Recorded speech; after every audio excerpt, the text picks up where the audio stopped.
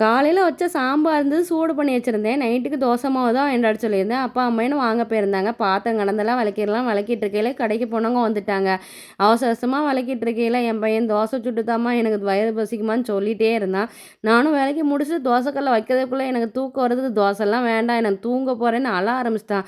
அவனை உட்கார வச்சு தோசை கொடுக்கறதுக்குள்ளே எப்பா அந்த தோசையும் சுட்டுலாம் அந்த தக்காளி சட்னியும் வச்சிடலாம் போல். ஒரே டைமில் 3 வேலை பார்த்தேன். தோசையும் சுட்டுட்டேன், தக்காளி சட்னியும் வச்சிட்டேன். ஆனால் தோசை அவனுக்கு ஊட்டி தான் முடிக்கலை.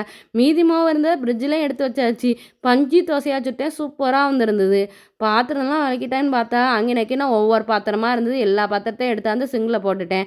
அவன் தோசை ஜாடியில் அழுதுகிட்டே இருந்தானா. பக்கத்தில் ஒரு பைக் கடை உண்டு. அந்த பைக் கடையை காட்டி தான் அவனை ஏமாற்றி கொடுப்பேன். அப்படி கொடுத்து முடிச்சிட்டேன். அவனை தூங்க வச்சுட்டு அதுக்கப்புறம் தான் நான் சாப்பிட்டேன். மார்ச் 23, 2021 நான் ஃபஸ்ட்டு ப்ரெக்னெண்ட்டாக இருக்கேன்னு கன்ஃபார்ம் பண்ண நாள். எல்லார் லைஃப்லேயும் இப்படி ஒரு நாள் இருக்கும். அன்னைக்கு கிடைச்ச சந்தோஷம் லைஃப்பில் என்றைக்குமே கிடைக்காது.